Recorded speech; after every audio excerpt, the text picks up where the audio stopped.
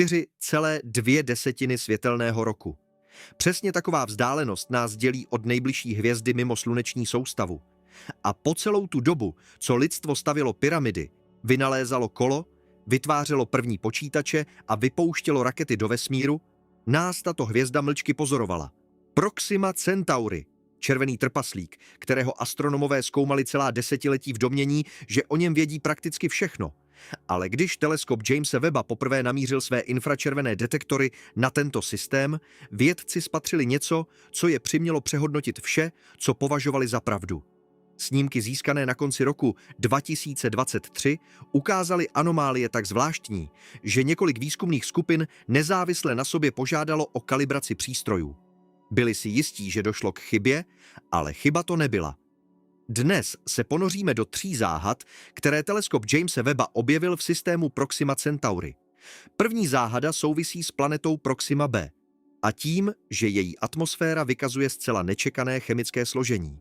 Druhá záhada se týká podivných infračervených signatur, které nezapadají do žádného známého modelu planetární evoluce.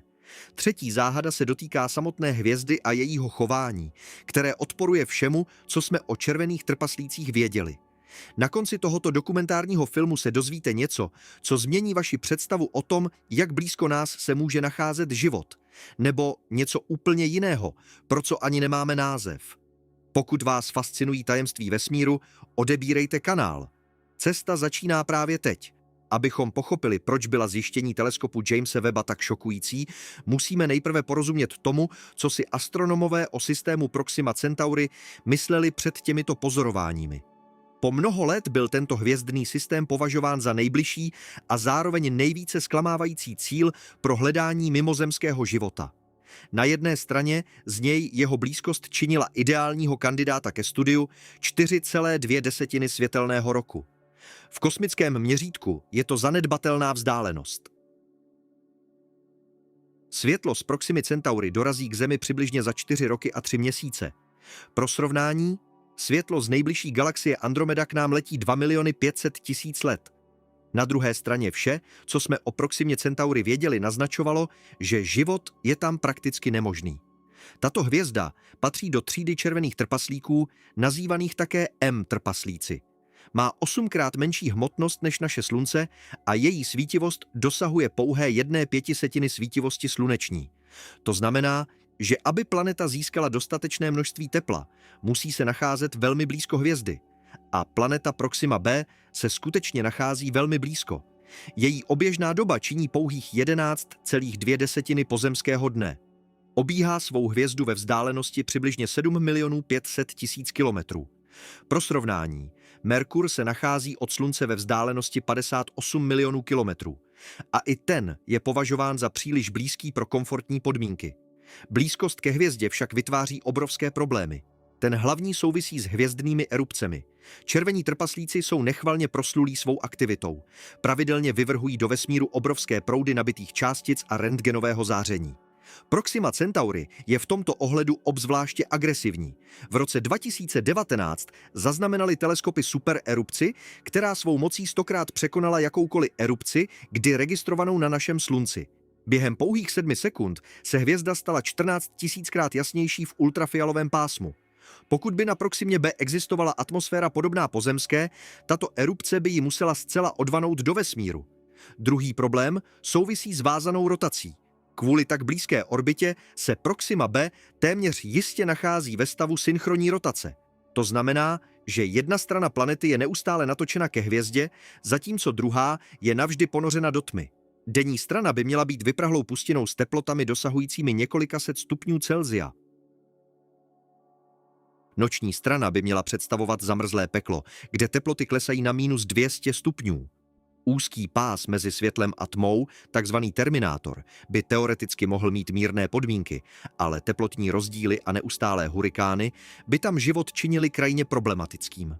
Třetí problém se týká magnetického pole nebo jeho absence. Aby atmosféra mohla chránit povrch planety před hvězdným zářením, potřebuje planeta silné magnetické pole. Magnetické pole Země je vytvářeno tekutým železným jádrem, které je díky rotaci planety v neustálém pohybu. Pokud je však Proxima b ve vázané rotaci, její otáčení je extrémně pomalé a generování silného magnetického pole se stává nepravděpodobným. Bez magnetického štítu bude jakákoliv atmosféra postupně odfouknuta hvězdným větrem a zcela zničena během erupcí. Všechny tyto faktory skládaly neradostný obraz. Ano, Proxima b se nachází v takzvané obyvatelné zóně, kde je teoreticky možná existence tekuté vody. Prakticky každý aspekt systému však naznačoval, že reálné podmínky tam musí být nepřátelské pro jakoukoliv formu života, kterou si dokážeme představit. Vědecká komunita se k vyhlídkám na život na Proximě b stavěla skepticky. Ano, planeta existuje. Ano, je blízko, ale pravděpodobnost, že je obyvatelná, byla většinou odborníků hodnocena jako extrémně nízká a právě proto zapůsobila data z teleskopu Jamese Webba jako výbuch bomby, když v srpnu 2023 Webb poprvé provedl detailní infračervené skenování systému Proxima Centauri. Tým výzkumníků očekával potvrzení pesimistických předpovědí. Počítali s tím, že objeví holou kamenitou planetu bez atmosféry, nebo v lepším případě stopy řídkého obalu z oxidu uhličitého, podobného tomu marsovskému. Místo toho spektrální analýza ukázala něco naprosto nečekaného. První známky zvláštnosti se objevily při analýze infračerveného spektra Proximy b během jejího tranzitu. Tranzit je moment, kdy planeta prochází mezi svou hvězdou a námi a část hvězdného světla prochází atmosférou planety, pokud tam nějaká je. Různé molekuly pohlcují světlo na různých vlnových délkách a vytvářejí v spektru charakteristické čáry. Podle těchto čar lze s vysokou přesností určit chemické složení atmosféry. Data ukázala přítomnost vodní páry. To bylo samo o sobě překvapením, ale ještě ne senzací. Voda mohla existovat ve formě výtrysků z komet nebo vulkanické aktivity. Množství vodní páry a její rozložení však nezapadalo do modelů mrtvé planety. Spektrální analýza navíc odhalila stopy ozónu. Ozon je tříatomový kyslík, který na Zemi vzniká v horních vrstvách atmosféry působením ultrafialového záření na běžný kyslík. Přítomnost ozonu ukazuje na přítomnost molekulárního kyslíku ve značném množství. Ale kde by se vzal kyslík na planetě, která by měla být sterilizována hvězdným zářením? Existují dvě hlavní cesty vzniku atmosférického kyslíku.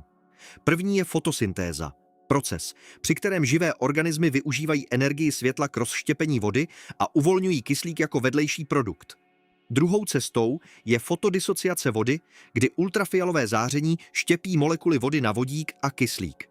Vodík jako lehký plyn uniká do vesmíru a těžší kyslík se může hromadit v atmosféře. Výzkumníci původně předpokládali, že právě druhý mechanismus vysvětluje pozorovaný kyslík.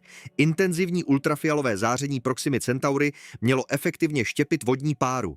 Výpočty však ukázaly, že při takovém scénáři by koncentrace kyslíku musela být mnohem nižší než ta pozorovaná.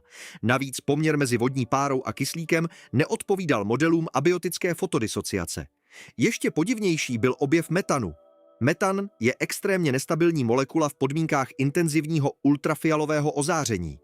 Na Zemi je metan rychle ničen slunečním světlem a jeho přítomnost v atmosféře je vysvětlována neustálým doplňováním z biologických zdrojů, jako jsou bažiny, trávicí systémy zvířat a bakterie.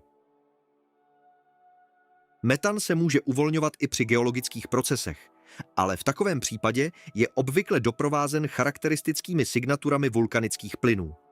Na Proximě b tyto signatury chyběly. Kombinace kyslíku a metanu v jedné atmosféře je sama o sobě anomálií. Tyto plyny spolu chemicky reagují a mění se v oxid uhličitý a vodu. Aby mohly existovat současně v měřitelném množství, je nutný stálý zdroj obou plynů. Na Zemi je takovým zdrojem život. Rostliny a fotosyntetizující bakterie produkují kyslík, zatímco mikroby a zvířata produkují metan. To se nazývá chemickou nerovnováhou atmosféry. Někteří astrobiologové ji považují za jeden z nejspolehlivějších znaků biologické aktivity. Vědci však nespěchali se senzačními prohlášeními. Bylo příliš mnoho příkladů, kdy se původní data ukázala být výsledkem přístrojových chyb nebo nezohledněných faktorů. Teleskop Jamese Webba při vší své technologické sofistikovanosti pozoroval objekt ve vzdálenosti více než 40 bilionů kilometrů. Sebemenší odchylka v kalibraci mohla vést k falešným signálům, proto bylo rozhodnuto o provedení opakovaných pozorování. Opakovaná pozorování se uskutečnila v listopadu 2023 a v únoru 2024. Výsledky potvrdily původní data a přidaly nové záhady. Spektrální čáry kyslíku, vodní páry a metanu byly přítomny ve všech sadách dat s vysokou spolehlivostí. Ještě zajímavější se však ukázala analýza teplotního profilu planety. Infračervená pozorování umožňují měřit teplotu povrchu planety v různých bodech. Pokud by se Proxima b nacházela v ideální vázané rotaci, teplotní mapa by musela vykazovat výrazný kontrast mezi denní a noční stranou. Místo toho data ukazovala na relativně rovnoměrné rozložení tepla. Rozdíl teplot mezi nejteplejším a nejchladnějším bodem nečinil stovky, ale desítky stupňů. To znamenalo jednu ze dvou věcí. Buď se planeta nenachází v úplné vázané rotaci a stále se pomalu otáčí, čímž rozvádí teplo po povrchu. Nebo existuje silný mechanismus atmosférického přenosu tepla, podobný tomu na Zemi, kde oceány a vzdušné proudy vyrovnávají teplotní rozdíly mezi rovníkem a póly. Druhá varianta předpokládala existenci husté atmosféry schopné efektivně přenášet teplo. A skutečně odhady ukázaly, že atmosférický tlak na povrchu Proximy b může činit od poloviny do 2 pozemských atmosfér. Nebyl by to jen tenký obal, ale plnohodnotné plynné prostředí schopné udržovat složité klimatické procesy. Zde však vyvstala hlavní otázka. Jak tato atmosféra přežívá? Proxima Centauri vyvrhuje během svých erupcí kolosální množství energie. Supererupce z roku 2019 by měla smést značnou část jakékoliv atmosféry.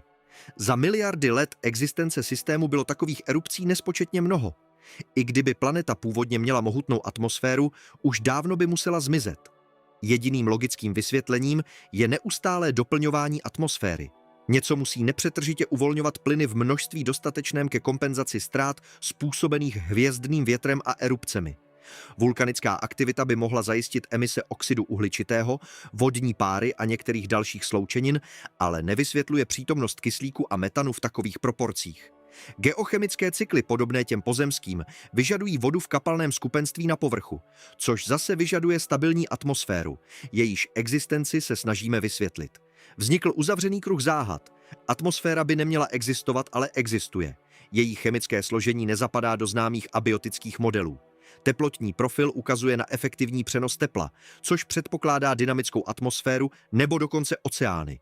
To vše neodpovídalo tomu, co si astronomové o systému Proxima Centauri mysleli po celá desetiletí, ale realita se ukázala být ještě podivnější.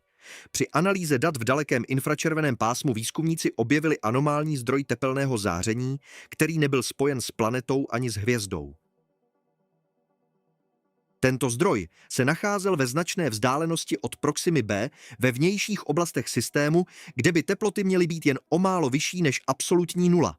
Infračervená signatura však ukazovala na objekt o teplotě kolem 150 kelvinů, což odpovídá minus 123 stupňů Celsia.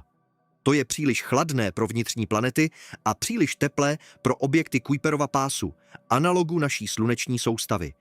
Původně se předpokládalo, že by mohlo jít o prachový disk nebo zbytky protoplanetárního mračna zahřívané hvězdným zářením. Rozložení tepla však neodpovídalo modelu disku. Zdroj byl lokalizován a vykazoval pravidelné kolísání jasu s periodou kolem 97 pozemských dní. To připomínalo orbitální pohyb velkého objektu. Tak byla objevena třetí možná planeta v systému Proxima Centauri, která byla předběžně označena jako Proxima d kandidát. O existenci planety Proxima d se vědělo již dříve, ale byl to malý objekt obíhající blíže ke hvězdě než Proxima b. Nový zdroj se nacházel mnohem dále a byl mnohem hmotnější. Předběžné výpočty ukazovaly na objekt velikosti Neptunu, nebo dokonce větší. Hlavní záhada však spočívala v teplotě tohoto objektu. V takové vzdálenosti od červeného trpaslíka s nízkou svítivostí by planeta měla mít teplotu kolem 40 až 50 kelvinů. Místo toho je pozorovaná teplota 3krát vyšší. To znamenalo přítomnost vnitřního zdroje tepla obrovského výkonu. Buď je tento objekt mladý a stále si uchovává teplo z formování, což je pro systém starý více než 4 miliardy let nepravděpodobné. Nebo v jeho nitru probíhají intenzivní procesy radioaktivního rozpadu či slapového ohřevu. Nebo to vůbec není planeta v běžném slova smyslu. Někteří výzkumníci vyslovili odvážný předpoklad, že pozorovaný objekt by mohl být hnědým trpaslíkem, nepodařenou hvězdou, která byla zachycena gravitací Proximy Centauri. Hnědí trpaslíci zaujímají přechodnou pozici mezi obřími planetami a skutečnými hvězdami.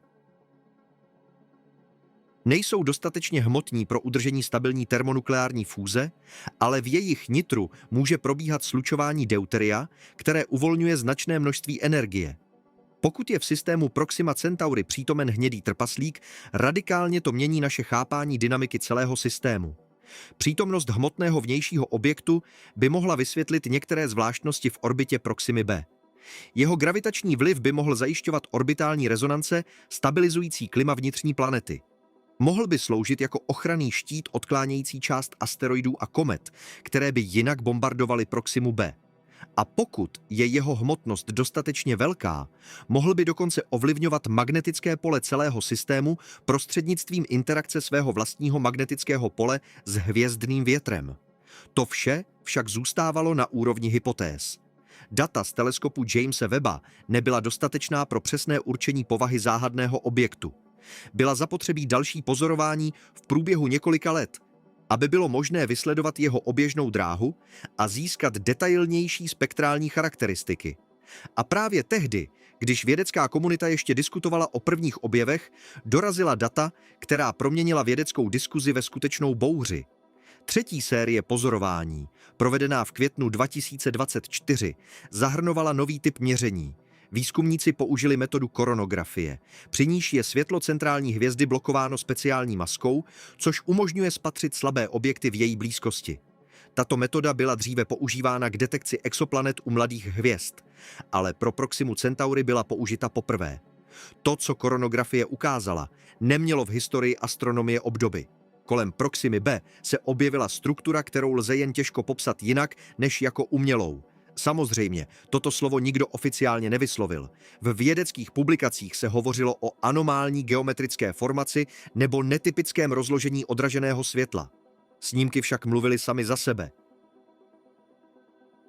Kolem planety byly pozorovány pravidelné struktury připomínající koncentrické prstence nebo spirály, které nemohly vzniknout v důsledku známých přírodních procesů. Nabízená vysvětlení byla nejrůznější.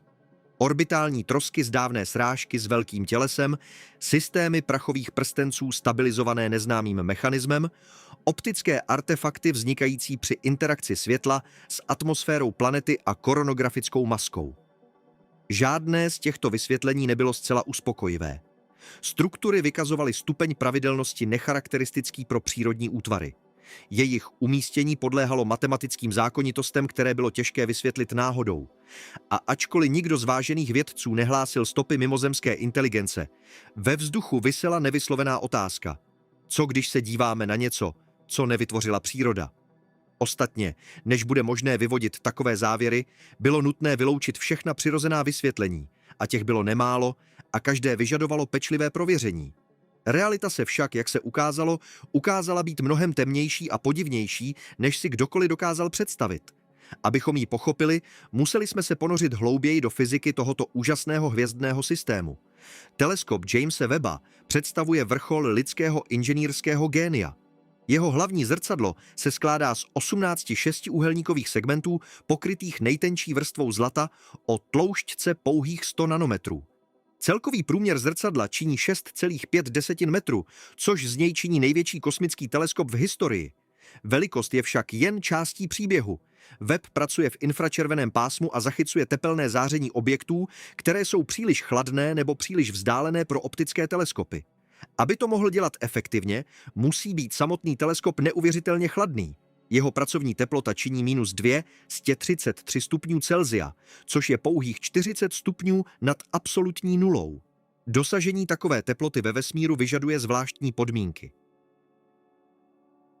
Webb se nachází v Lagrangeově bodě L2 přibližně 1,5 milionu kilometrů od Země na straně opačné ke Slunci.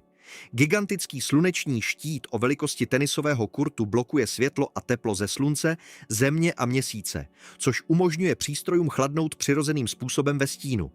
Tento štít se skládá z 5 vrstev speciálního materiálu, z nichž každá je tenčí než lidský vlas.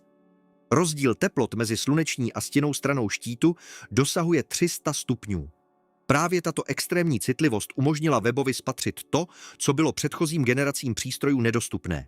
Teleskop Hubble, pracující převážně v optickém a blízkém ultrafialovém pásmu, nemohl detailně studovat atmosféry exoplanet u červených trpaslíků.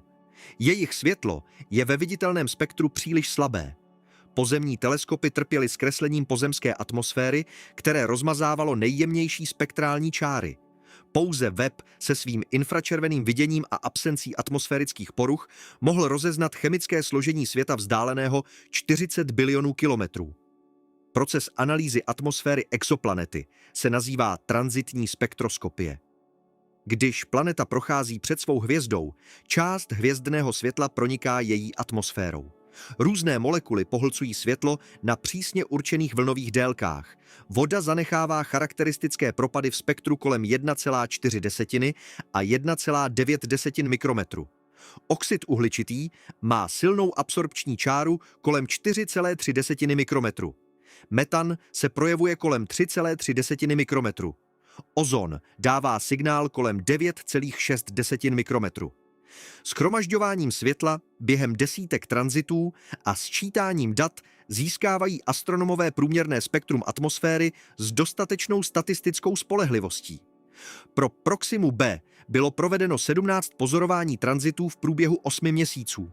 Každý tranzit trval přibližně hodinu a během té doby detektory Webba registrovaly miliony fotonů, které prošly atmosférou vzdálené planety. Výsledky analýzy se ukázaly být svou podivností bezprecedentní. Spektrální čáry, které měly chybět, byly přítomny. Čáry, které měly být slabé, se ukázaly jako intenzivní a poměry mezi různými molekulami nezapadaly do žádného známého modelu planetární atmosféry. Začněme kyslíkem. Na Zemi tvoří molekulární kyslík přibližně 21% atmosféry. To je kolosální množství a je zcela biologického původu. Před vznikem fotosyntetizujících organismů před přibližně 2 miliardami 500 miliony let atmosféra Země prakticky neobsahovala volný kyslík. Kyslík je chemicky aktivní a rychle se váže s jinými prvky, čímž oxiduje horniny a reaguje s vulkanickými plyny. Bez neustálého doplňování živými organismy by zmizel během několika milionů let. Na Proximě B se koncentrace kyslíku podle předběžných odhadů pohybuje mezi 12 a 18%. To je srovnatelné s pozemskou úrovní. Proxima Centauri však není Slunce. Její spektrum záření je naprosto jiné. Červení trpaslíci produkují mnohem méně ultrafialového záření v pásmu potřebném pro fotosyntézu. Pozemské rostliny využívají světlo o vlnové délce kolem 450 a 680 nanometrů. Proxima Centauri září převážně v červeném a infračerveném pásmu s maximem kolem 950 nanometrů. Pokud na Proximě B existují fotosyntetizující organismy, musí používat zcela jiné pigmenty než pozemské rostliny. Někteří výzkumníci předpokládali, že takové organismy by mohly mít černou barvu, aby pohlcovaly veškeré dostupné světlo pro maximální efektivitu. Jiní poukázali na to, že infračervená fotosyntéza je teoreticky možná, i když vyžaduje mnohem složitější molekulární mechanismy. Na Zemi existují bakterie schopné využívat blízké infračervené světlo, ale jejich efektivita je mnohem nižší než u běžných rostlin. Problém umocňuje přítomnost metanu. Koncentrace metanu v atmosféře Proximy B se odhaduje přibližně na 350 částic na milion. Pro srovnání, na Zemi před průmyslovou revolucí činila koncentrace metanu kolem 700 částic na miliardu, tedy 500krát méně. Metan a kyslík jsou termodynamicky neslučitelné. Pomalu spolu reagují i při pokojové teplotě a pod vlivem ultrafialového záření se reakce mnohonásobně zrychluje. Výpočty ukazují, že při pozorovaných koncentracích kyslíku a metanu a při intenzitě ultrafialového záření z Proximy Centauri by veškerý atmosférický metan musel zoxidovat přibližně za 10 000 let.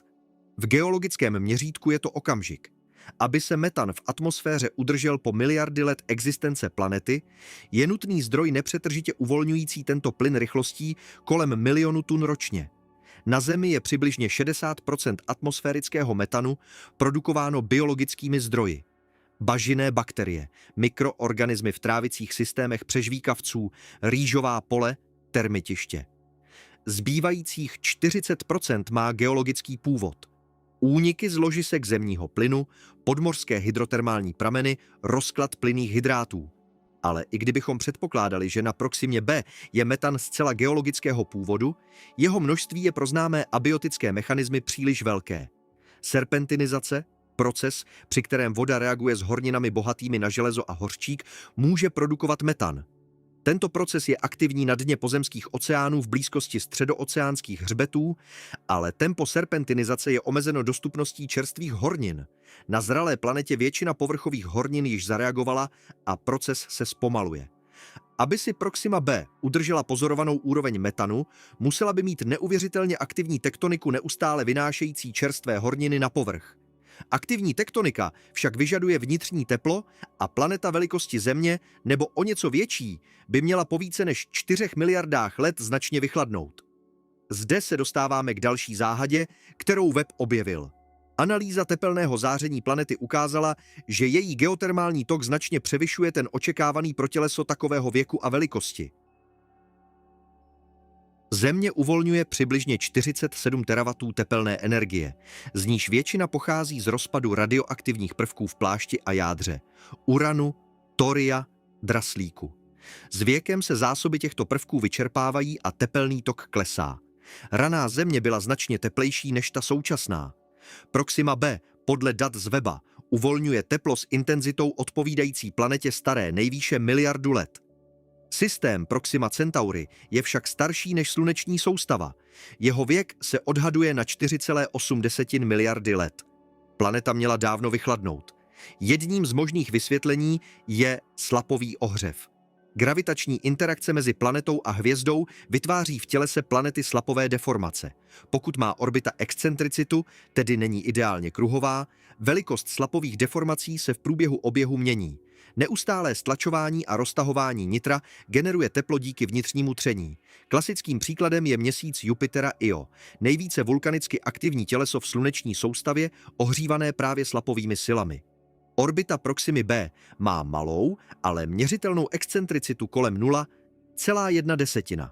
To může stačit pro určitý slapový ohřev, ale nestačí to k vysvětlení pozorovaného tepelného toku. Je zapotřebí dodatečný zdroj poruch. A zde na scénu vstupuje záhadný objekt ve vnějších oblastech systému, objevený v dalekém infračerveném pásmu. Pokud je tento objekt skutečně velkou planetou nebo hnědým trpaslíkem, jeho gravitace může periodicky narušovat orbitu Proximy B, čímž udržuje excentricitu a zajišťuje neustálý slapový ohřev. Podobná konfigurace je pozorována v systému Jupitera, kde rezonanční interakce mezi Io, Europou a Ganymedem udržují orbitální excentricitu Io a zajišťují její vulkanismus po miliardy let. Modelování orbitální dynamiky systému Proxima Centauri s ohledem na hypotetický vnější objekt ukázalo zajímavé výsledky. Při určitých poměrech hmotností a oběžných dob vznikají stabilní rezonance, které mohou existovat po celou historii systému.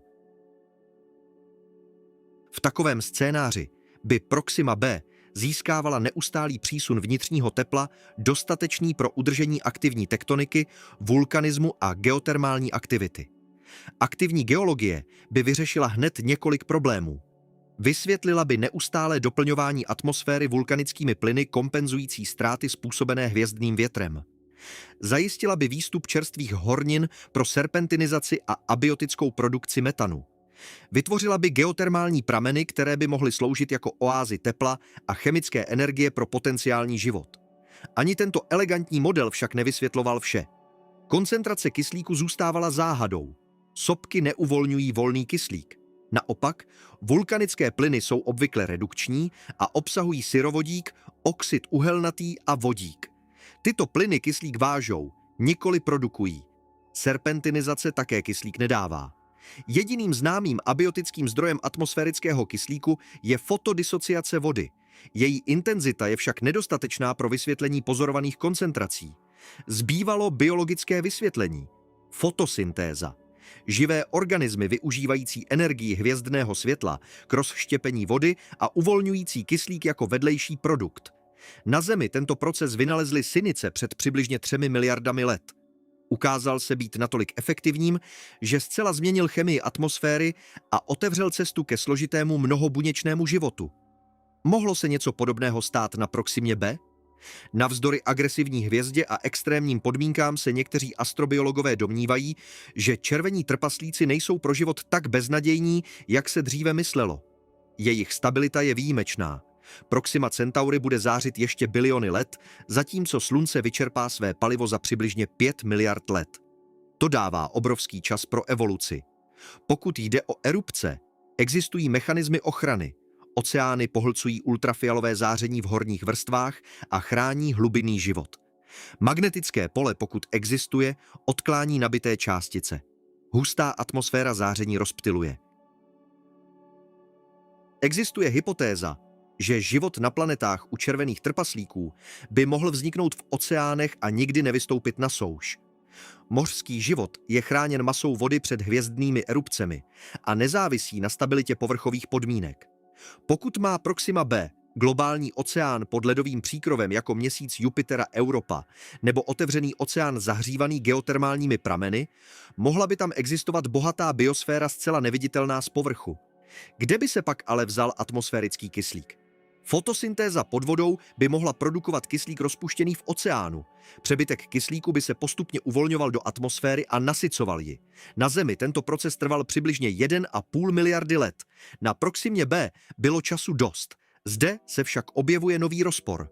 Pokud je oceán Proximy b pokryt ledem jako Europa, únik plynů do atmosféry by byl minimální. Pokud je oceán otevřený, povrch by byl vystaven působení erupcí sterilizujících horní vrstvy. Je zapotřebí rovnováha mezi ochranou a výměnou plynů, kterou není v extrémních podmínkách snadné realizovat. Detailní modelování klimatu Proximy b provedlo několik nezávislých skupin. Výsledky byly povzbudivé, ale nejednoznačné. Za určitých podmínek je možná existence stabilního oceánu na denní straně planety chráněného hustou atmosférou. Neustálá oblačnost nad substelárním bodem by mohla odrážet část záření a snižovat teplotu povrchu na mírné hodnoty. Atmosférická cirkulace by přenášela teplo na noční stranu a bránila úplnému zamrznutí. V takovém modelu by obyvatelná zóna představovala prstenec kolem substelárního bodu, kde se teploty pohybují v rozmezí 0 až 50 stupňů Celsia. Tento model však vyžaduje velmi specifické počáteční podmínky. Atmosféra musí mít určité složení a hustotu. Oceán musí být dostatečně hluboký pro efektivní termoregulaci. Geotermální tok musí být dostatečný pro udržení klimatu, ale nikoli nadměrný. Pravděpodobnost náhodné shody všech těchto faktorů je malá. Přesto data ukazovala právě na takový scénář. Rovnoměrné rozdělení teplot, známky husté atmosféry, chemická nerovnováha charakteristická pro biosféru. Každý jednotlivý fakt mohl mít alternativní vysvětlení, ale dohromady skládali obraz, který bylo těžké interpretovat jinak. Věda vyžaduje opatrnost. Předtím, než ohlásíme objev mimozemského života, je nutné vyloučit všechny možné abiotické scénáře. To je složitý úkol, protože známe pouze jeden příklad biosféry, tu pozemskou. Naše představy o tom, co je možné a co nikoli bez života, jsou omezeny tímto jediným příkladem. Možná existují geochemické procesy schopné produkovat kyslík a metan současně, které jsme prostě ještě neobjevili. Možná raná historie Proximy Centauri zahrnovala události radikálně se lišící od historie sluneční soustavy a vytvořila na planetě unikátní podmínky. Výzkumníci navrhli řadu exotických abiotických hypotéz. Jedna z nich souvisí s exotickým složením jádra planety. Pokud Proxima b obsahuje neobvykle vysokou koncentraci radioaktivních prvků, její vnitřní teplo by mohlo být udržováno mnohem déle než obvykle. Další hypotéza předpokládá nedávnou katastrofickou událost, jako je srážka s velkým tělesem, která uvolnila obrovské množství těkavých látek a restartovala geologickou aktivitu. Třetí hypotéza zvažuje exotickou chemii založenou na sloučeninách netypických pro sluneční soustavu. Každá z těchto hypotéz měla své problémy. Vysoká radioaktivita by vyžadovala formování planety z neobvyklého materiálu, což odporovalo modelům tvorby hvězd. Nedávná srážka měla zanechat stopy v podobě orbitálních anomálií, které nebyly pozorovány. Exotická chemie vyžadovala prvky, které nebyly v spektru hvězdy detekovány. Vědecká komunita se rozdělila. Jedni výzkumníci trvali na opatrné interpretaci a vyžadovali dodatečná data a nové metody analýzy. Jiní se domnívali, že nashromážděné důkazy jsou již dostatečné pro vážné zvážení biologické hypotézy. Diskuse pokračovala v vědeckých časopisech, na konferencích a v soukromých korespondencích a tehdy se objevila nová data o strukturách kolem planety. Koronografické snímky získané v květnu 2024 ukázaly anomální formace v okolí Proximy b. Původní analýza předpokládala, že by mohlo jít o prachové prstence nebo mračna trosek, ale detailní studium odhalilo rysy, které nezapadaly do přírodních modelů. Formace vykazovaly vysoký stupeň symetrie. Byly uspořádány v koncentrických kruzích s pravidelnými intervaly. Poměr mezi poloměry po sobě jdoucích struktur podléhal matematické zákonitosti blízké Fibonacciho posloupnosti. Pravděpodobnost náhodného vzniku takové konfigurace byla hodnocena jako mizivě malá. Pokusy vysvětlit struktury orbitálními rezonancemi narazily na problémy. Pro udržení takových rezonancí by byly zapotřebí hmotné měsíce, které by musely být detekovány jinými metodami. Gravitační poruchy od hvězdy by měly tak jemnou strukturu zničit za relativně krátkou dobu. Tlak záření z hvězdy, zejména během erupcí, by měl drobné částice vyfouknout do vnějších oblastí systému. Analýza spektra odraženého světla ze struktur ukázala neobvyklé složení. Převládaly částice o velikosti 1 až 10 mikrometrů s vysokou odrazivostí v infračerveném pásmu. Chemické složení ukazovalo na křemíko-organické sloučeniny s příměsí kovů. Takové složení je netypické pro přírodní prachové útvary, které se obvykle skládají z křemičitanů a uhlíkatých sloučenin. Jeden z výzkumníků pracujících s daty z weba se v neoficiálním rozhovoru přiznal, že mu struktury připomínají sluneční plachty. Sluneční plachty jsou hypotetickou technologií kosmických letů, využívající tlak světla k urychlení. Tenké odrazivé membrány rozvinuté ve vesmíru by mohly dosahovat značných rychlostí bez spotřeby paliva. Na Zemi je tato technologie v experimentálním stádiu, ale pro vyspělou civilizaci by se mohla stát základem mezihvězdných cest. Samozřejmě, toto vyjádření se nedostalo do vědeckých publikací. Tvrzení o technologických artefaktech u nejbližší exoplanety by vyžadovalo nezvratné důkazy, které neexistovaly. Ale myšlenka byla vyslovena a nedala spát mnoha lidem, kteří snímky viděli. Alternativní vysvětlení spojovalo struktury s biologickou aktivitou. Na Zemi jsou některé organismy schopny vytvářet vysoce organizované minerální struktury. Korály staví útesy. Ulity měkkýšů vykazují matematicky dokonalé spirály. Kolonie bakterií vytvářejí uspořádané vzory. Mohl život na Proximě b evolvovat do fáze, kdy je schopen vytvářet orbitální struktury? Tato myšlenka se zdála být ještě fantastičtější než hypotéza o technologických artefaktech. Vyžadovala existenci života schopného přežít v otevřeném vesmíru a organizovaně stavět velkoformátové struktury. Na Zemi mohou některé mikroorganismy snášet kosmické podmínky ve spícím stavu, ale aktivní život v vakuu není znám. Přesto někteří teoretici předpokládali, že život evolvující v podmínkách neustálých hvězdných erupcí by mohl vyvinout extrémní radiační odolnost. Takové organismy by mohly postupně kolonizovat horní vrstvy atmosféry, poté exosféru a nakonec vystoupit do otevřeného vesmíru. Jejich metabolismus by mohl být založen na přímém využití hvězdného záření, podobně jako fotosyntéza, ale adaptovaném na nekosmické podmínky. To vše zůstávalo na úrovni spekulací. Věda neměla odpovědi. Data nebyla dostatečná pro konečné závěry.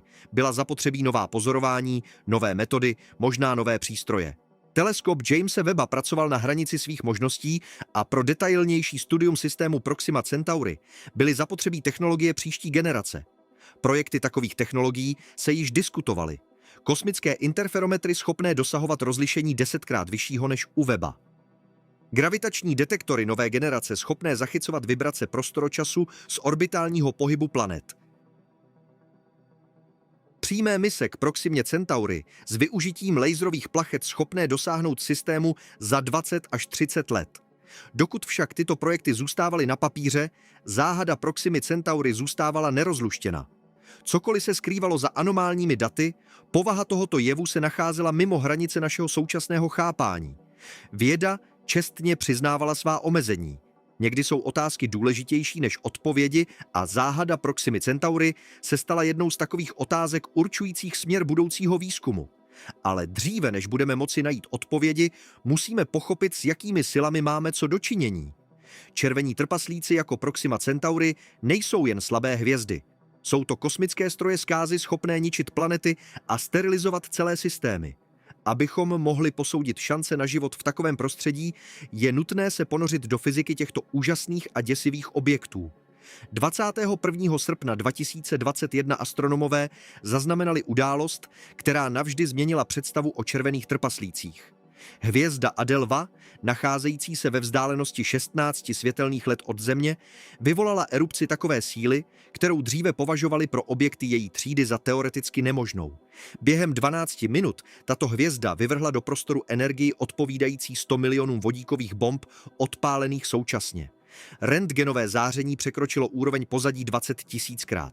Pokud by se na orbitě kolem Adelva nacházela planeta pozemského typu, celá její denní strana by obdržela dávku radiace smrtelnou pro jakýkoliv známý organismus. Adelva se však nachází daleko, zatímco Proxima Centauri je docela blízko a nevede si o nic lépe. Červení trpaslíci tvoří přibližně 75% všech hvězd v naší galaxii. Jsou natolik rozšíření, že z 20 nejbližších hvězd ke Slunci jich 15 patří právě do této třídy. Jejich hmotnost se pohybuje od 7,5% do 60% hmotnosti sluneční. Teplota povrchu kolísá mezi 2500 a 4000 kelvinů, což jim dodává charakteristický načervenalý nádech. Jsou natolik slabí, že žádný červený trpaslík není z Země viditelný pouhým okem navzdory jejich početní převaze. Dlouhou dobu astronomové považovali červené trpaslíky za nudné objekty. Jejich termonukleární reakce probíhají tak pomalu, že doba života takových hvězd se měří v bilionech let. Pro srovnání, Slunce existuje přibližně 5 miliard let a prožije ještě přibližně stejně tolik. Červený trpaslík o hmotnosti 10% sluneční bude zářit 10 bilionů let, 1000krát déle než současný věk vesmíru. Tato stabilita se zdála být pro rozvoj života příznivá. Více času znamená více možností pro evoluci. Když však astronomové začali systematicky pozorovat červené trpaslíky pomocí kosmických teleskopů, objevili něco děsivého. Tyto hvězdy se ukázaly být mimořádně aktivními, nikoli ve smyslu jaderných reakcí v jádře, ale ve smyslu magnetické aktivity ve vnějších vrstvách. Červení trpaslíci produkují erupce s frekvencí a intenzitou mnohonásobně převyšující ty sluneční. Příčina tkví v struktuře těchto hvězd. Slunce má dvě hlavní vrstvy. Vnitřní jádro, kde probíhá termonukleární fúze, a vnější konvektivní zónu, kde horká plazma stoupá k povrchu, ochlazuje se a klesá zpět. Hranice mezi těmito zónami se nazývá tachoklina a právě tam se generuje sluneční magnetické pole. Červení trpaslíci jsou uspořádáni jinak. U hvězd o hmotnosti menší než třetina sluneční zaujímá konvektivní zóna celý objem. Tachoklina neexistuje. Celá hvězda představuje vařící se kotel plazmy prostoupený chaotickými magnetickými poli. Tato magnetická pole jsou neuvěřitelně silná. Na povrchu Slunce činí typická intenzita magnetického pole několik gaussů a v slunečních skvrnách dosahuje několika tisíc gaussů. Na povrchu aktivních červených trpaslíků byla naměřena pole v řádech desítek tisíc gaussů. Pro srovnání, magnetické pole Země činí přibližně polovinu gaussu. Magnet, který drží vzkaz na lednici, vytváří pole přibližně 100 gaussů. Červení trpaslíci nesou na svém povrchu magnety 100krát silnější. Když se siločáry magnetického pole zapletou a protnou, nahromaděná energie se uvolní v podobě erupce. Plazma se zahřeje na desítky milionů stupňů a je vyvržena do vesmíru rychlostí 1000 km za sekundu. Rentgenové a ultrafialové záření se zesílí 1000krát i 10 000krát. Proudy nabitých částic, protonů a elektronů se řítí všemi směry a vytvářejí výron koronální hmoty. Proxima Centauri patří do kategorie eruptivních hvězd typu UV velryby. Tento název pochází od hvězdy UV velryby v souhvězdí Velryby, prvního červeného trpaslíka, u kterého byly objeveny pravidelné erupce. Hvězdy tohoto typu vykazují erupce s frekvencí od několika denně po několik za hodinu. Většina erupcí je relativně slabá a zvyšuje jas hvězdy jen několikrát. Periodicky však dochází k supererupcím překonávajícím ty běžné 100krát i 1000krát. 1. května 2019 skupina astronomů pod vedením Meredith McGregor zaznamenala supererupci na Proximě Centauri, která vešla do historie. Pozorování probíhala současně 9 teleskopy v různých pásmech elektromagnetického spektra od rádiových vln po rentgenové záření. Erupce začala náhle bez jakýchkoliv předzvěstí. Během 1 sekundy jas hvězdy v ultrafialovém pásmu vzrostl 14 000krát. Maximum záření trvalo přibližně 7 sekund. Poté jas začal klesat, ale zůstal zvýšený po dobu několika minut. Analýza dat ukázala, že celková energie erupce činila přibližně 10 na 31. ergu. To je 100krát více než nejvýkonnější sluneční erupce zaznamenaná za celou historii pozorování. Pokud by k takové erupci došlo na Slunci, vyřadila by z provozu všechny satelity na orbitě Země, zničila by elektrické sítě po celé planetě a způsobila by masové výpadky spojení na týdny. Pro Proximu B však byly následky nesrovnatelně horší. Tato planeta se nachází 20krát blíže ke své hvězdě než Země ke Slunci. Intenzita záření klesá úměrně čtverci vzdálenosti. To znamená, že povrch Proximy B by obdržel 400krát vyšší dávku radiace, než by obdržela Země od analogické sluneční erupce. Ultrafialové záření by proniklo jakoukoliv atmosférou neobsahující ozonovou vrstvu. Rentgenové paprsky by dosáhly povrchu. Vysokoenergetické protony by vyvolaly kaskády sekundárních částic v atmosféře. Biologické následky takové události lze jen těžko přecenit. Ultrafialové záření o vlnové délce kratší než 280 nanometrů, takzvané UVC, ničí molekuly DNA a RNA. Způsobuje dimerizaci tyminových bází a vytváří křížové vazby v genetickém kódu. Buňky mají mechanismy opravy DNA, ale při vysokých dávkách tyto mechanismy nezvládají. Začíná hromadný úhyn buněk, mutace v přeživších buňkách, rakovina, nemoc z ozáření. Rentgenové záření proniká hlouběji, ionizuje molekuly vody v tkáních a vytváří volné radikály, které útočí na bílkoviny a lipidy. Vysoké dávky rentgenu způsobují akutní nemoc z ozáření s destrukcí krvetvorného systému a sliznic. Smrt nastává v řádu dní nebo týdnů. Proudy protonů představují zvláštní nebezpečí. Protony slunečních erupcí mají energii od desítek po stovky megaelektronvoltů. Jsou schopny proniknout několika centimetry olova nebo metry betonu. V biologických tkáních vytvářejí husté ionizační stopy a ničí vše, co jim stojí v cestě. I malé dávky protonového záření způsobují nevratná poškození centrální nervové soustavy. Na Zemi nás chrání magnetické pole. Nabité částice slunečního větru jsou odchylovány magnetosférou a směřovány k pólům, kde interagují s horními vrstvami atmosféry a vytvářejí polární záře. Během silných slunečních bouří se magnetosféra deformuje a část částic proniká hlouběji, ale povrch Země zůstává chráněn. Atmosféra přidává dodatečnou vrstvu ochrany tím, že pohlcuje rentgenové a tvrdé ultrafialové záření v horních vrstvách. Proxima B je těchto výhod pravděpodobně zbavena. Vázaná rotace zpomaluje otáčení planety, čímž potlačuje dynamo-efekt v jádře a oslabuje magnetické pole. Blízkost ke hvězdě znamená, že i silné magnetické pole by bylo hvězdným větrem stlačeno na minimální rozměry. Atmosféra, ať už by byla jakkoliv hustá, je neustále odfoukávána a musí být nepřetržitě doplňována. Modelování vlivu supererupce z roku 2019 na hypotetickou atmosféru Proximy B ukázalo katastrofální výsledky. Ozonová vrstva, pokud existovala, by byla zcela zničena během několika hodin. Horní vrstvy atmosféry by se zahřály na několik tisíc stupňů a začaly by se rozpínat do vesmíru. Ztráta atmosféry by činila od 1 do několika procent celkové hmotnosti. Za miliardy let se takové erupce opakovaly milionkrát a celkové ztráty by se počítaly v desítkách a stovkách atmosfér. To nás vrací k hlavní záhadě. Proč atmosféra Proximy B stále existuje? Teleskop Jamese Webba jednoznačně zjistil její přítomnost. Spektrální čáry vodní páry, kyslíku a metanu nelze vysvětlit jinak. Buď jsou naše modely atmosférické eroze chybné, nebo existuje mechanismus doplňování atmosféry pracující rychleji, než jsme předpokládali. Jedna z hypotéz spojuje přežití atmosféry s existencí globálního oceánu. Voda má obrovskou tepelnou kapacitu a je schopna pohltit značné množství energie bez podstatného ohřevu. Oceán by mohl sloužit jako nárazník stabilizující klima a bránící katastrofální ztrátě atmosféry. Odpařující se voda by doplňovala atmosféru a kompenzovala ztráty způsobené hvězdným větrem. Vodní pára v horních vrstvách by se štěpila na vodík a kyslík, zatímco by vodík unikal do vesmíru, kyslík by se v atmosféře hromadil. Tento model je elegantní, ale vyžaduje velmi specifické podmínky. Oceán musí být dostatečně hluboký, nejméně několik kilometrů, aby zajistil potřebnou nárazníkovou kapacitu. Musí být chráněn před úplným vyvařením během supererupcí. Geotermální tok musí udržovat cirkulaci a bránit zamrznutí na noční straně. Druhá hypotéza předpokládá, že atmosféra Proximy b se periodicky hroutí a obnovuje. Mezi supererupcemi uplynou roky nebo desetiletí relativního klidu.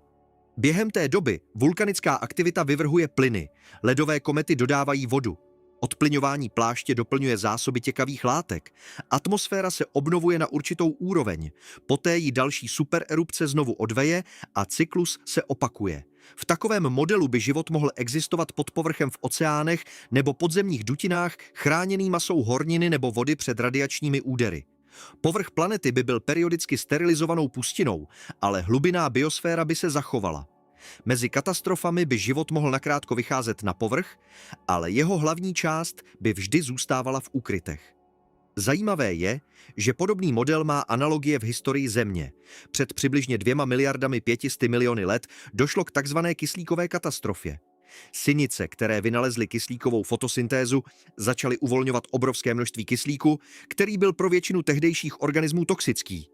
Anaerobní život byl vytlačen do úkrytů. Hluboké sedimenty, bezkyslíkaté nádrže, hydrotermální prameny. Tam se zachovává dodnes. Pozemská biosféra přežila mnoho katastrof, včetně hromadných vymírání, ledových dob a dopadů asteroidů. Život se ukázal být neuvěřitelně odolným. Pokud život na Proximě b existuje, musel se adaptovat na podmínky nesrovnatelně drsnější než ty pozemské. Mohlo jít o organismy s extrémní radiační odolností schopné opravovat poškozenou DNA s neuvěřitelnou rychlostí. Mohlo jít o bytosti obývající hlubiny pod povrchem a nikdy nevycházející na světlo. Mohlo jít o formy života využívající chemické zdroje energie namísto fotosyntézy. Na Zemi existují organismy dávající představu o tom, jak by takový život mohl vypadat. Bakterie Deinococcus radiodurans je schopna snášet dávky radiace 1000krát převyšující ty smrtelné pro člověka. Má vícenásobné kopie chromozomu a mimořádně efektivní mechanismy opravy DNA. Po ozáření, které by rozmělnilo genom jakéhokoliv jiného organismu na tisíce fragmentů, jej Deinococcus složí zpět během několika hodin. Hlístice rodu Halicephalobus byly objeveny v zlatonosných dolech Jižní Afriky v hloubce přes 3 kilometry.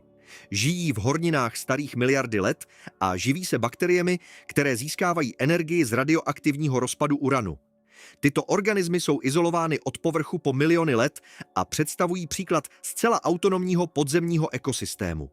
Bakterie Desulforudis audaxviator byly nalezeny v hloubce 2,8 kilometru v témže dole.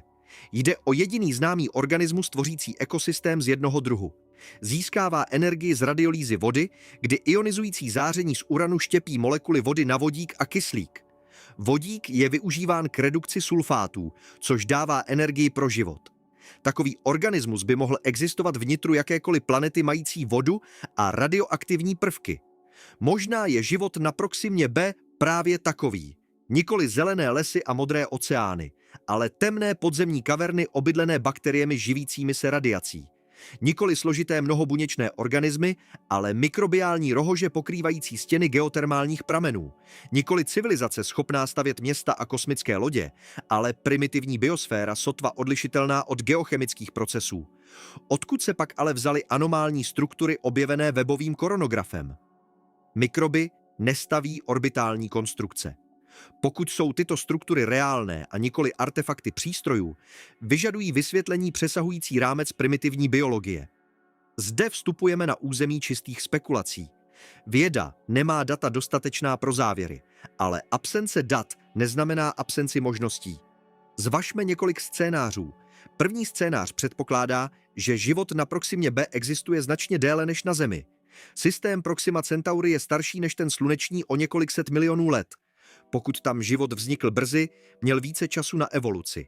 Na Zemi cesta od prvních bakterií k technologické civilizaci trvala přibližně 4 miliardy let. Dodatečné stovky milionů let mohly vést k výsledkům, které nemůžeme předpovědět. Druhý scénář zvažuje možnost konvergentní evoluce. Na Zemi různé skupiny organismů nezávisle dospěly k podobným řešením. Oči byly vynalezeny desítkykrát. Křídla se objevila u hmyzu, ptáků i netopírů. Echolokace se vyvinula u delfínů i netopírů nezávisle. Možná existují univerzální evoluční cesty vedoucí k složitosti a rozumu a život na Proximě B je prošel rychleji díky tlaku extrémního prostředí. Třetí scénář připouští panspermii, přenos života mezi hvězdnými systémy. Pokud je život schopen přežít v otevřeném vesmíru v podobě spor nebo zmrazených buněk, mohl se galaxií šířit po miliardy let. Proxima Centaury a Slunce se nacházejí v galaktickém měřítku blízko sebe. Možná má život v obou systémech společný původ z ještě staršího zdroje. Čtvrtý scénář je nejvíce provokativní. Předpokládá, že struktury kolem Proximy B nejsou produktem místní evoluce, ale artefakty civilizace přišlé zvenčí. Pokud technologicky vyspělý rozum existuje kdekoliv v galaxii, nejbližší hvězda by byla logickým cílem pro výzkum nebo kolonizaci. Mohli bychom pozorovat stopy činnosti civilizace, která objevila Proximu Centaury dávno před námi. Každý z těchto scénářů má své problémy. První vyžaduje, aby evoluce na Proximě B probíhala rychleji než na Zemi navzdory drsnějším podmínkám. Druhý předpokládá univerzální zákony evoluce, které nemůžeme ověřit. Třetí vyžaduje mechanismy mezihvězdného přenosu, které zůstávají hypotetickými. Čtvrtý zavádí dodatečnou entitu, mimozemskou civilizaci, jejíž existence není dokázána. Věda se drží principu Okhamovy břitvy. Neměly by se množit entity nad nezbytnou míru. Předtím, než budeme volat po exotických vysvětleních, musíme vyčerpat ta běžná. Struktury kolem Proximy B se mohou ukázat jako optické artefakty, přírodní prachové formace nebo výsledek nezohledněných fyzikálních procesů. Jsou zapotřebí další pozorování a nezávislá potvrzení. Dokud však čekáme na nová data, má smysl zvážit, co se stane, pokud se jeden z exotických scénářů ukáže jako pravdivý. Objev mimozemského života, i toho mikrobiálního, by se stal největším objevem v historii lidstva. Objev mimozemského rozumu by převrátil veškeré naše představy o místě lidstva ve vesmíru. Proxima Centaury se nachází natolik blízko, že mezihvězdná mise k ní je technicky možná již dnes. Projekt Breakthrough Starshot navrhuje využít laserové plachty k urychlení miniaturních sond na 20% rychlosti světla. Při takové rychlosti by cesta k Proximě Centaury trvala přibližně 20 let. Po připočtení času na přenos dat zpět bychom mohli získat detailní snímky systému přibližně 45 let po startu. 45 let je doba života jedné generace. Lidé narození dnes by mohli vidět první snímky zblízka ještě během svého života. To není vzdálená budoucnost jako lety k jiným galaxiím. To je dosažitelný cíl vyžadující pouze dostatečnou vůli a zdroje. Co však objevíme, až tam dorazíme? Mrtvou kamenitou planetu vypálenou hvězdnými erupcemi, primitivní mikrobiální biosféru skrývající se v hlubinách, nebo něco natolik cizího, že to ani nebudeme schopni rozpoznat jako život? Odpovědi jsou skryty v propasti vesmíru pouhé 4 světelné roky od nás. Teleskop Jamese Webba udělal první krok k jejich odhalení. Jeho infračervené oči nahlédly dále než jakýkoliv přístroj před ním. To, co spatřil, však položilo více otázek, než dalo odpovědí. Věda postupuje vpřed skrze záhady. Každá odpověď otevírá 10 nových otázek. Proxima Centaury se stala největší záhadou naší doby a její vyřešení určí, jak bude lidstvo přemýšlet o svém místě ve vesmíru v průběhu příštích století. Než však nahlédneme do této budoucnosti, je nutné si uvědomit rozsah toho, s čím máme co dočinění. Hvězdy nejsou klidná svítidla na noční obloze. Jsou to termonukleární reaktory nepředstavitelného výkonu schopné ničit planety a vymazávat civilizace. Proxima Centaury je při vší své zdánlivé skromnosti jednou z nejnebezpečnějších hvězd v našem vesmírném sousedství. V roce 1859 britský astronom Richard Carrington pozoroval Slunce teleskopem a zakresloval skupinu slunečních skvrn. Náhle v jedné ze skvrn vzplanuly 2 oslepivě jasné body bílého světla. Carrington byl natolik ohromen, že běžel hledat svědka v obavě, že mu neuvěří. Když se po minutě vrátil, body již zmizely. Šlo o první dokumentované pozorování sluneční erupce v historii. Téže noci se nebe nad zemí rozzářilo polárními zářemi takové intenzity, jakou nikdy předtím neviděli. Záře byly pozorovány na Kubě, v Mexiku, dokonce i na Havaji. Telegrafní systémy po celém světě vypověděly službu. Operátoři dostávali od svých přístrojů elektrické rány. Některé telegrafní linky pokračovaly v práci i po odpojení od zdrojů napájení, přičemž energii získávali přímo z proudů indukovaných geomagnetickou bouří. Tato událost, známá jako Carringtonská událost, zůstává nejmohutnější geomagnetickou bouří v historii pozorování. Pokud by k události takového rozsahu došlo dnes, následky by byly katastrofální. Moderní civilizace je zcela závislá na elektřině a elektronice. Transformátory v elektrárnách by v důsledku indukovaných proudů schořely. Komunikační a navigační satelity by přestaly fungovat. Počítačové systémy řídící banky, dopravu i nemocnice by se zastavily.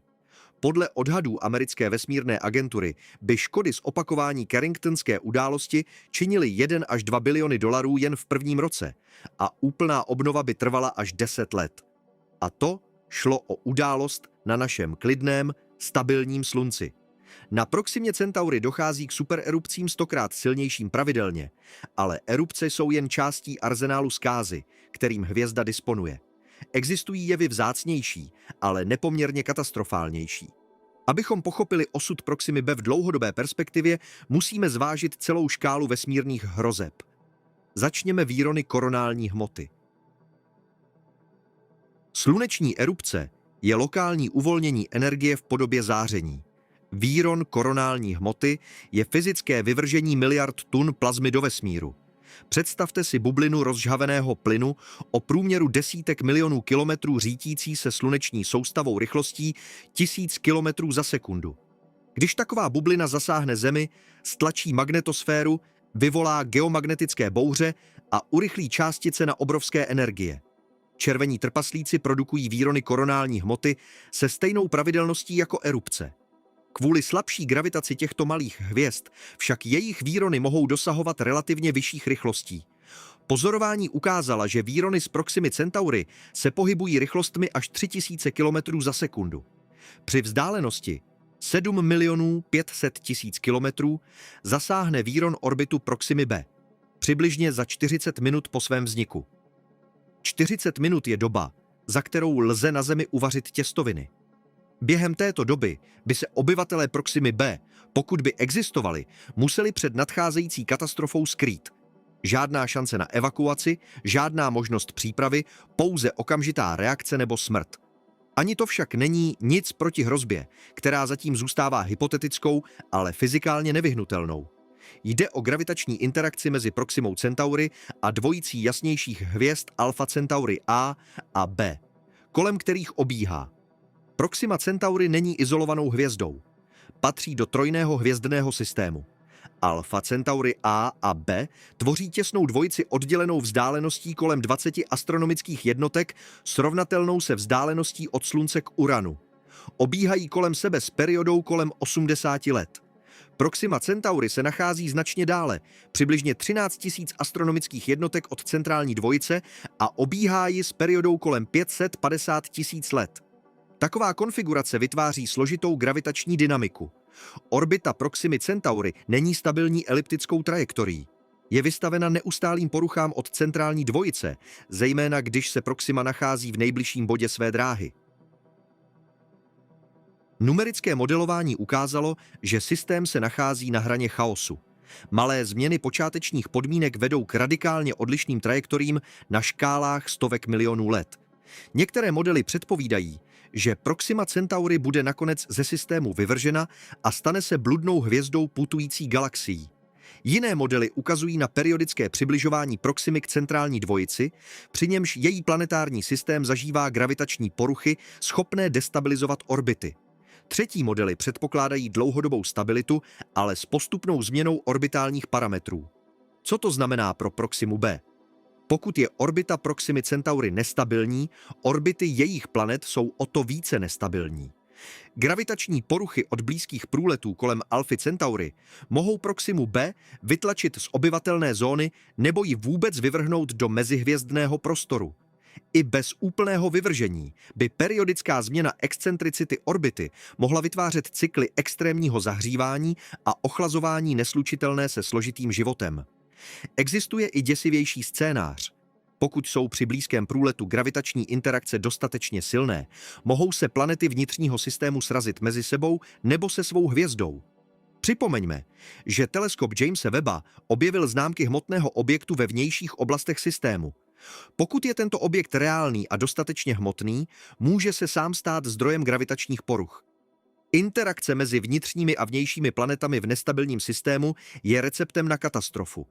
V sluneční soustavě k podobnému procesu pravděpodobně v minulosti došlo.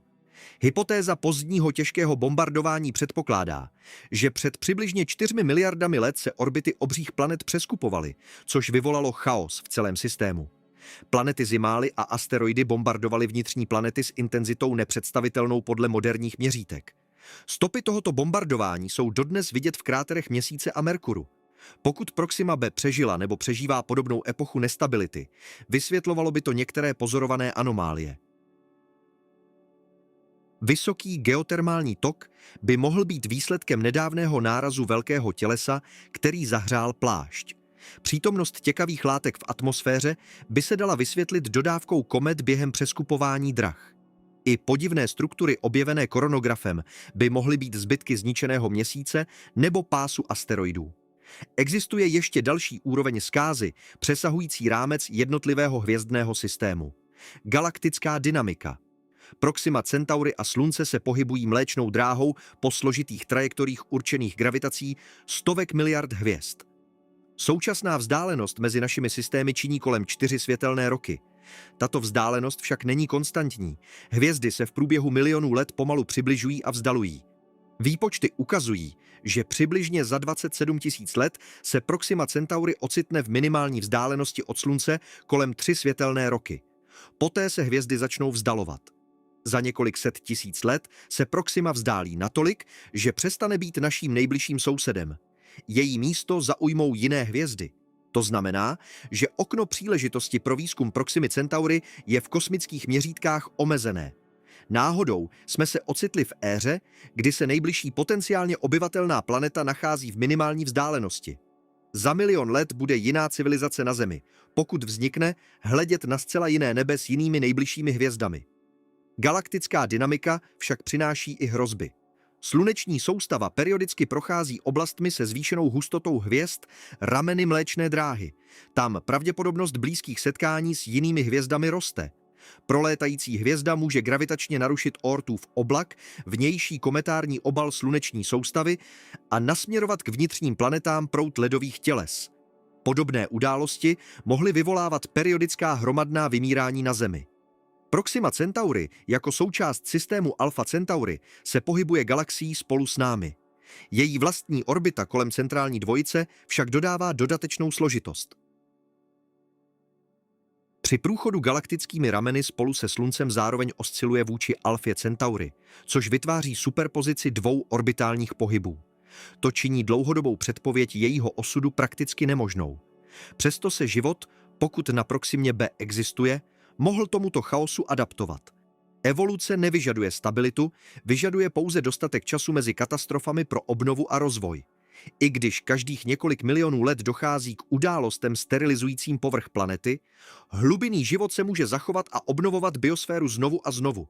Na Zemi hromadná vymírání sloužila jako motory evoluce.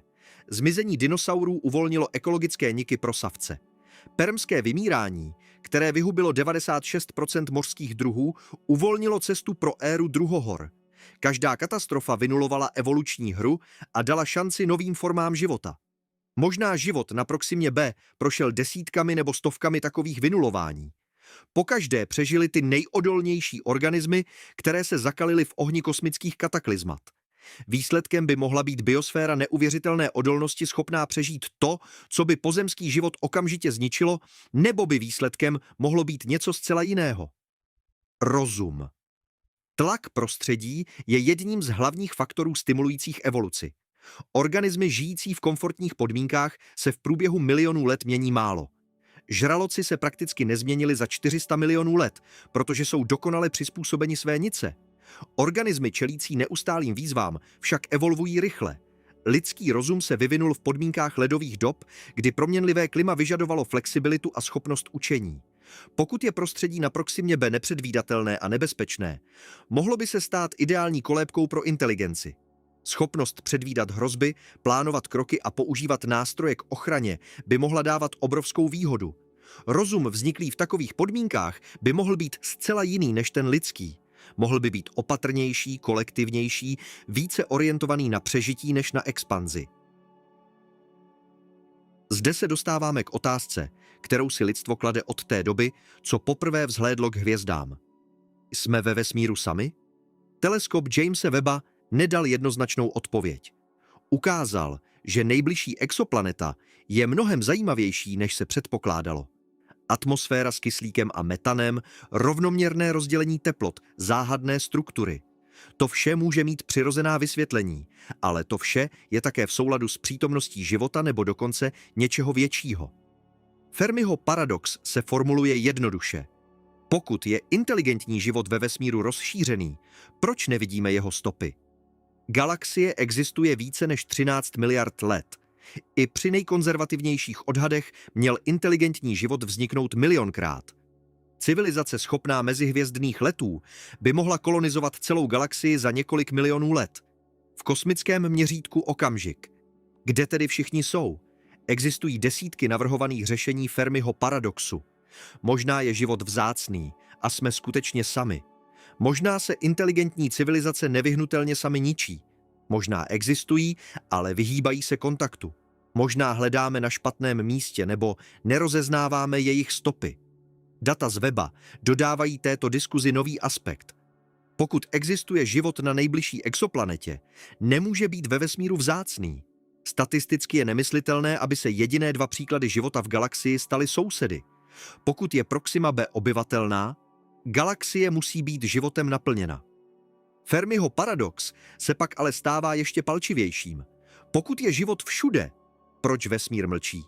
Jedno z možných vysvětlení je obzvláště znepokojivé. Možná existuje bariéra, kterou většina civilizací nepřekoná.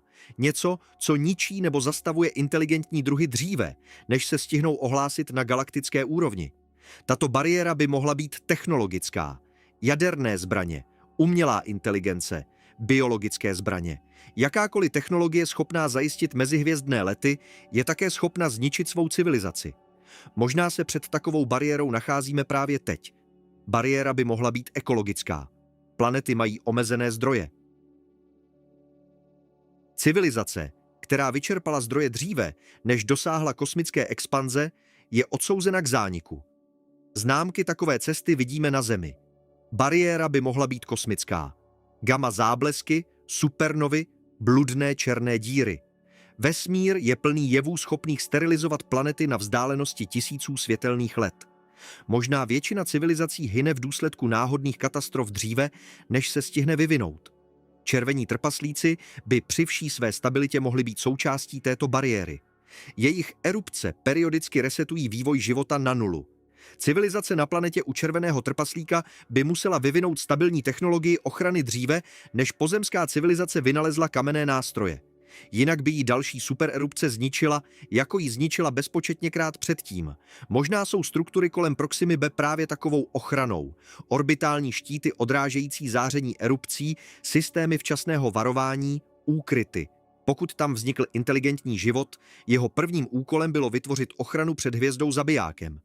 Možná však pozorujeme trosky, pozůstatky civilizace, která prohrála bitvu se svou hvězdou, pomník druhu, který bariéru téměř překonal, ale nestihl to. Tato myšlenka je střízlivá. Vesmír je k životu lhostejný. Není stvořen pro nás a o naše přežití nedbá. Hvězdy se rodí a umírají. Planety se tvoří a rozpadají. Galaxie se srážejí a splývají. Na tomto grandiózním plátně je život náhodným vzorem. Dočasnou fluktuací řádu uprostřed chaosu. Tato náhoda však vedla k nám, k bytostem schopným pochopit své místo ve vesmíru, k bytostem stavějícím teleskopy a hledícím do propasti, k bytostem kladoucím si otázky o smyslu své existence. Možná v tom právě ten smysl je. Nikoli v odpovědích, které nacházíme, ale v otázkách, které klademe. Vesmír nás zrodil, aby skrze nás poznal sám sebe. Jsme jeho oči, jeho uši, jeho rozum. Každý bit informace, který teleskop Jamese Webba sbírá z Proximy Centauri, je vesmír hledící na sebe. Pokud tam na vzdálené planetě existuje jiný rozum, klade si stejné otázky, hledí na stejné hvězdy a hádá, zda je sám. Možná právě teď nějaká bytost na Proximě B namířila svůj přístroj na žlutou hvězdu, kterou nazýváme Sluncem, a vidí známky kyslíku v atmosféře třetí planety. 4,2 světelného roku, 40 bilionů kilometrů, 270 000 vzdáleností od Země ke Slunci. To je propast, kterou světlo překoná za 4 roky a naše lodě by ji překonávaly desítky tisíc let. Přesto je to nic v měřítcích galaxie, nic v měřítcích vesmíru. Stojíme na břehu kosmického oceánu, vlny narážejí a naše nohy se boří. Teprve začínáme chápat, jak obrovský tento oceán je. Teleskop Jamese Webba je první lodí, která se odvážila odrazit od břehu. Nedosáhl protějšího břehu. Pouze ukázal, že břeh existuje. Proxima Centauri bude zářit ještě biliony let. Slunce zhasne za 5 miliard. Pokud chce lidstvo přežít smrt své hvězdy, musí tento systém opustit. Nejbližší přístav se nachází právě tam, u červeného trpaslíka, který se každý den pokouší zabít své planety. Jaká ironie! Naše spása i naše zkáza se mohou nacházet na témže místě. Data z teleskopu Jamese Webba neuzavřela otázku života na Proximě B. Otevřela ji znovu na zcela nové úrovni.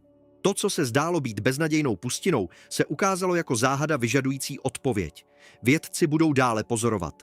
Inženýři budou dále projektovat nové přístroje. Snílci budou dále spřádat plány mezihvězdných letů a hvězdy budou dále zářit na noční obloze.